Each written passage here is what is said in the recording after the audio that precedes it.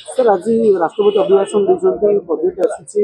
Budget Odisha को कौन मिल गोटे आशा आकांक्षी कहीं बस देखो आसंता काली केंद्रीय बजेट उपस्थापन हम निर्मला सीतारमण जो अर्थमंत्री अच्छा ये बजेट वार्षिक बजेट उपस्थापन करेंगे। बजेट आम जो बजेट उपस्थापन हुए साधारण जनता अपेक्षा करती कौन अच्छी विशेष करके जो मैंने करदाता मैंने अच्छा जो मानकर इनकम आप 3 लाख ऊपर अच्छी से चाहती जे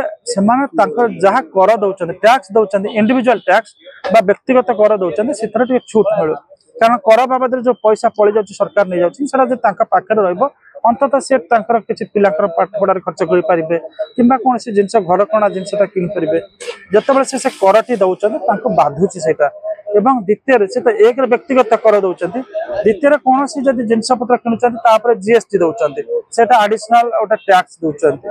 तो कर दे अवस्था बार बाजी जाऊँगी।